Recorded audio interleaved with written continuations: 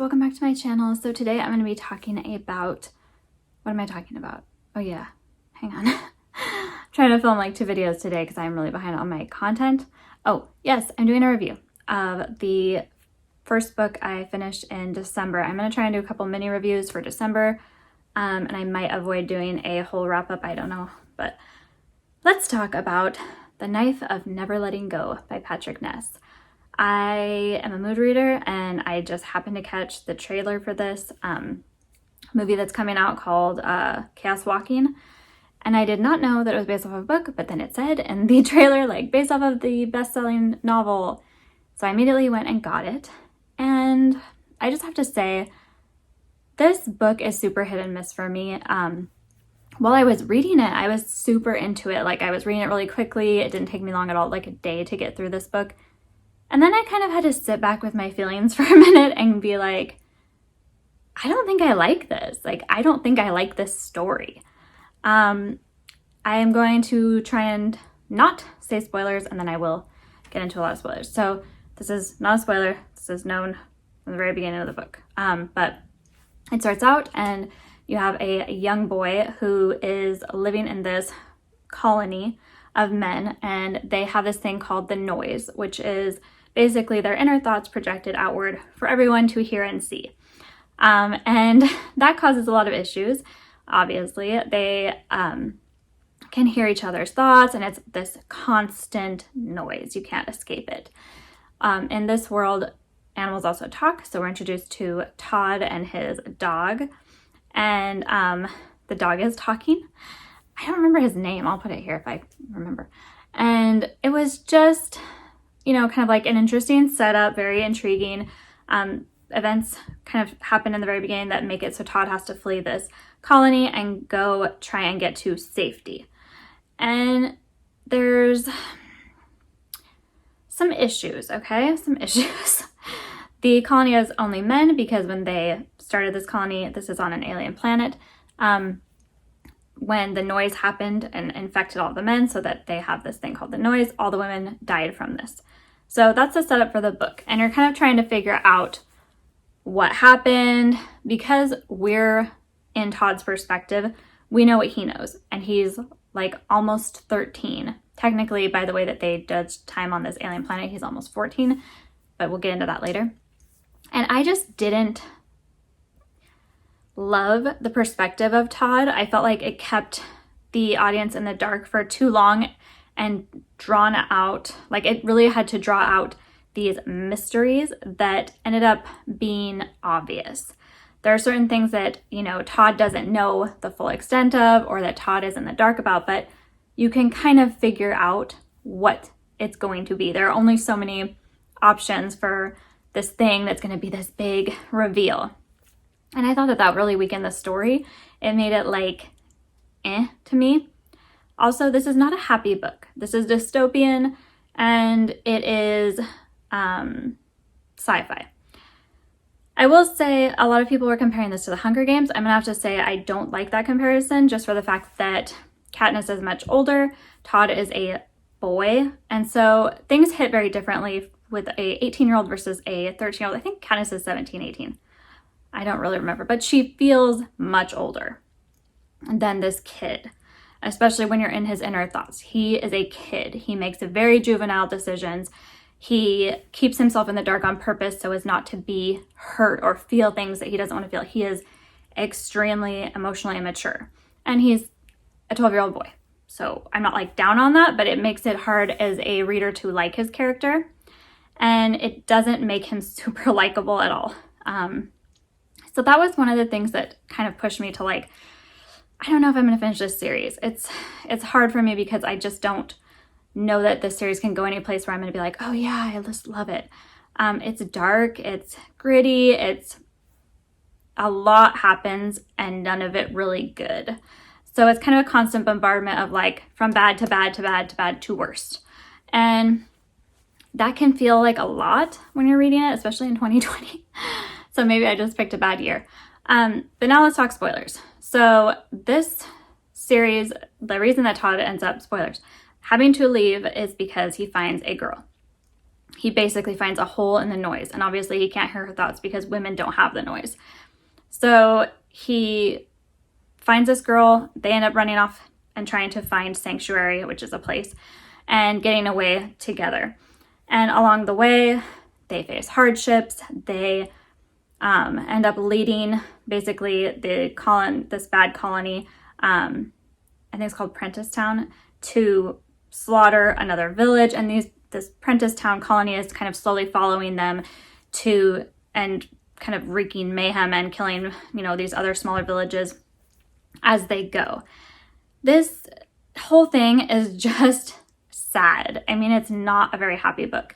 And Todd's relationship with Viola, I believe is the girl, is meh.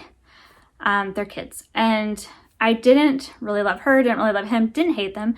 The dog is actually one of the better characters, and spoiler, big spoiler, the dog dies, is killed. This is off screen, but you hear the dog, because it can talk, right before it's killed, calling out for Todd. So it's upsetting, because he doesn't understand that he's going to be killed. He's a little dog. And I will say, I guess I'm kind of glad that they didn't, just because the dog can talk, it's still an animal. I'm not going to get into this thing. If you love animals more than people, that's on you. That's not what I'm not talking about that. But they didn't try and make a dog seem like a human. The dog has dog thoughts. The dog has simplistic understanding. He is not, just because he can suddenly speak, on the same level as a human.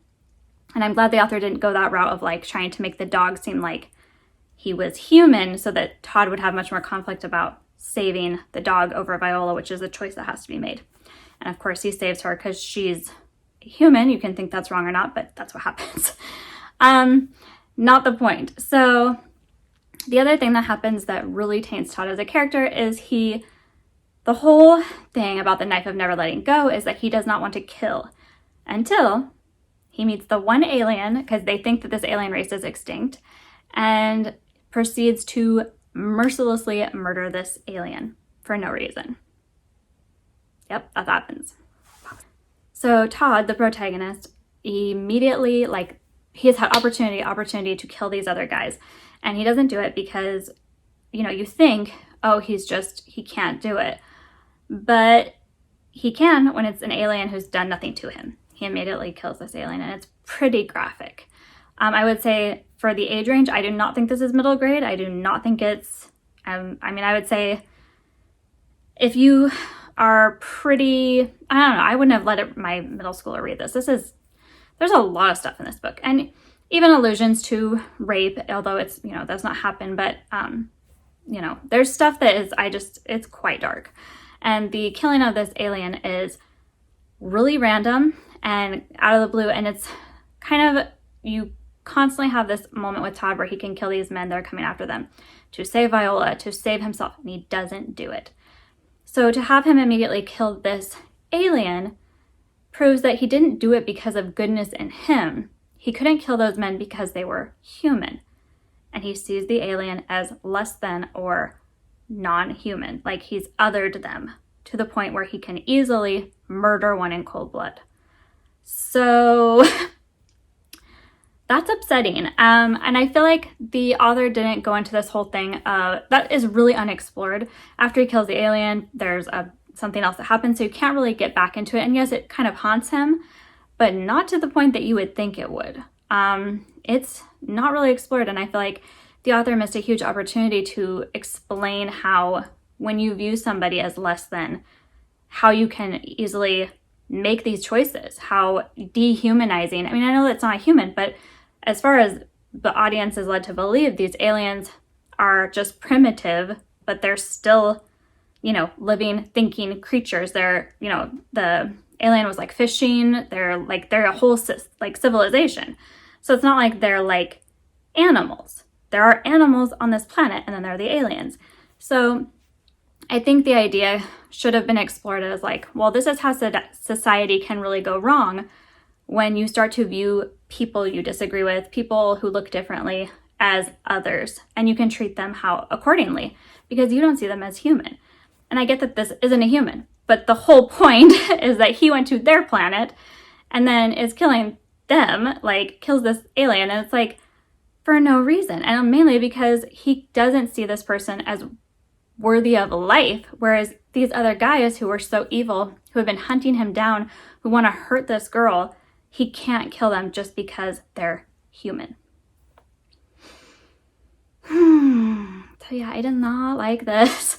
And the ending of the book is basically just setting up a huge disappointment at the end. They think they've gotten to some kind of sanctuary, and they're not safe.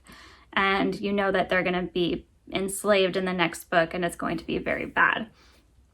It was so hard to read, and I do think it would have hit totally differently in a different time. But this is 2020. I don't want to read this stuff. I need something a little bit better. And I think that the thing with the Hunger Games is that the Hunger Games was dark, but it could introduce characters that you really felt for, that you really cared about, that cared about each other. Even Haymitch and Effie and different people that come into Katniss's world care about her. And she has these moments of hope and moments of camaraderie, and there's sadness, but the author balanced it so much better with like the hope that you need to feel and the hope that you need to see to be able to go on in these situations. Whereas this author like makes this big talk, like there's a big speech about how you need to have hope, and then constantly like every hope is lost. Like he says like how important hope is and you need hope to go on, and then like all their hopes are dashed over and over and over. So it's like, you know what we want, and yet we keep just getting this like smack in the face every time, you know, these kids like think that they've gotten somewhere and they're going to be okay. So yeah, that is The Knife of Never Letting Go. I probably won't finish this series anytime soon. If I do, it will be later when I feel more like mentally in that space of like, yeah, I can handle this dystopian world. But I'd love to hear your thoughts. Are you going to see the movie? Are you interested in the book? What do you think? I know this is a popular book. This is just my opinion. Like what you like. I didn't enjoy it. But like I said, if I read this at a different time, it might have been totally different. But I just don't want to read hopeless, gritty realism that's just hitting you over the head with like, it's hopeless. It was just really hard to read. And I do think that making the main characters so meh, the girl is very meh.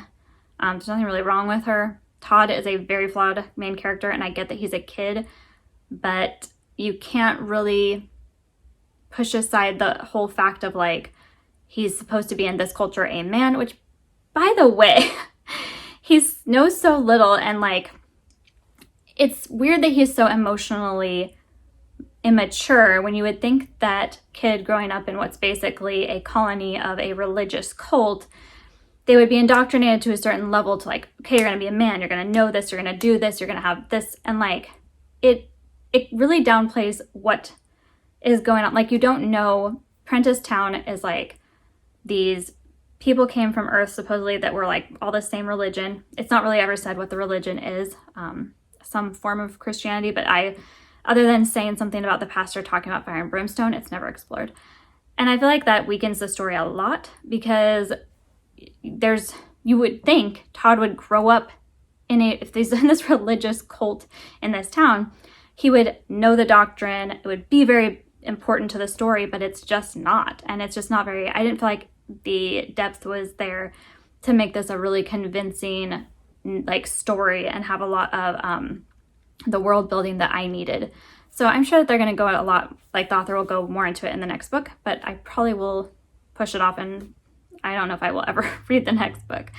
So not my favorite, but definitely let me know in the comments if you loved it, and please like and subscribe and tell me what you're reading and if you're having a good December and what you're looking forward to in 2021. Thanks.